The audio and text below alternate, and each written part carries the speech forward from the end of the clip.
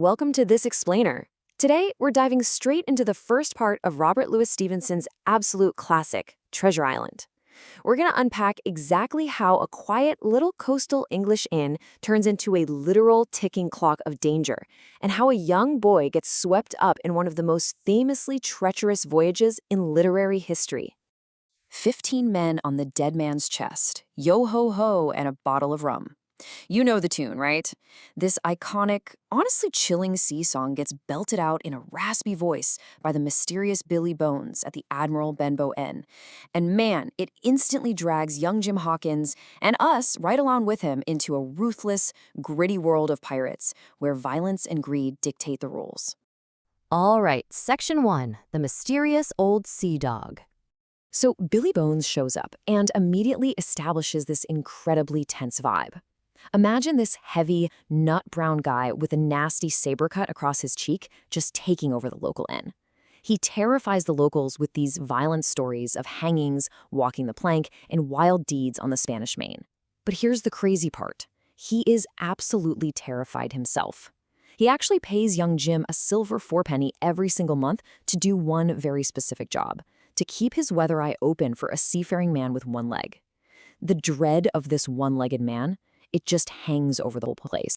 And his past inevitably catches up to him. And it happens fast. It's just a total cascade of violence. First, this pale, creepy guy missing two fingers named Black Dog shows up. That leads to a bloody sword fight, and Bones ends up having a stroke. Then, literally the very next afternoon at 3 p.m., a terrifying blind beggar named Pew arrives. He grips Jim's arm like a vice, forces the poor kid to lead him to Bones, and hands over a mysterious message. By 4 p.m. the next day, the old sea dog just drops dead of a thundering apoplexy.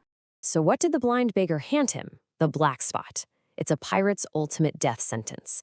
Basically, it's just a round piece of paper, blackened on one side, with a message telling Bones he has until 10 o'clock tonight.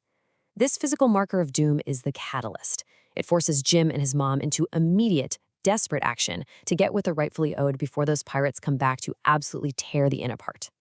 Moving on to Section 2, Flight and the Treasure Map.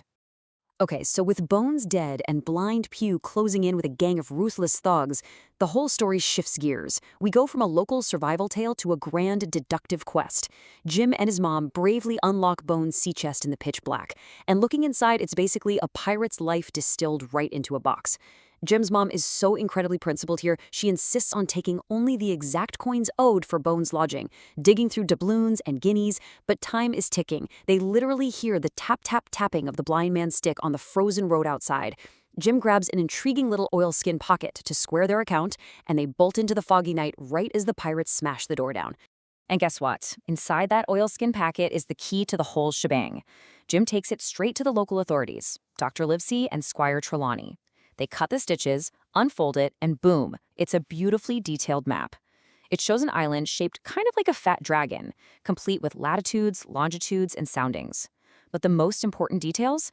3 red crosses and a note written in neat red ink that says, "Bulk of treasure here." Yep, this is the legendary hoard of the bloodthirsty Captain Flint. Which brings us to Section 3, a highly dangerous crew. This massive discovery prompts Squire Trelawney to rush straight to Bristol to buy a beautiful schooner at the Hispaniola. But this sets up a dangerous dramatic irony between our two leaders. It's a stark contrast between upper-class naivete and working-class pragmatism. On one side, you've got Squire Trelawney, wealthy, optimistic, but man, is he naive and loose-lipped.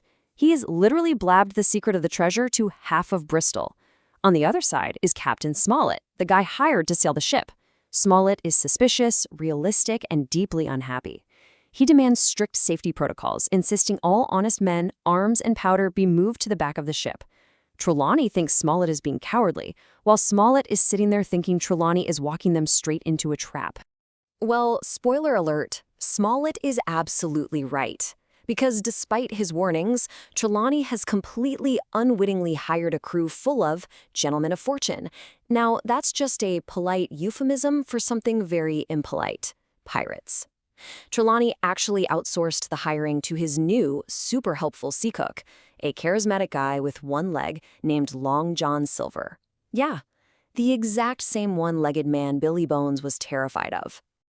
So how does Silver pull this off?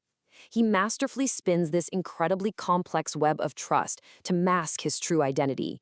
He maintains a totally amiable demeanor, keeps a spotless galley, and carries around this charismatic parrot named Cap'n Flint, who squawks pieces of eight. He even proves his loyalty when Black Dog accidentally shows up at his tavern, putting on this grand show of trying to catch the pirate just to smooth-talk young Jim. Silver is a master manipulator. He totally wins the absolute trust of our heroes. And that leads us to Section 4, Betrayal in the Apple Barrel. So what exactly is this charming ship's cook hiding? Well, illusions can only last so long. The tension aboard the Hispaniola hits a boiling point on the very eve of sighting the island, completely destroying the illusion of safety they've been sailing under. And it all comes down to an apple barrel. Just after sundown, Jim goes up on deck to grab an apple. Finding the barrel nearly empty, he climbs entirely inside it in the dark. Suddenly, a heavy man leans up against the barrel. It's Silver. And what Jim overhears from the shadows? It changes the trajectory of the entire expedition. Listen to this. Flint was captain. I was quartermaster, along of my timber leg. They was the roughest crew afloat, was Flint's. The devil himself would have been feared to go to sea with them. Hiding in that barrel, Jim realizes Silver wasn't just some cook. He was Captain Flint's quartermaster. Silver confesses to the younger sailors, casually mentioning his hidden pirate wealth and revealing that most of Flint's old, bloodthirsty crew are currently working right there on the Hispaniola. He is actively orchestrating a bloody mutiny.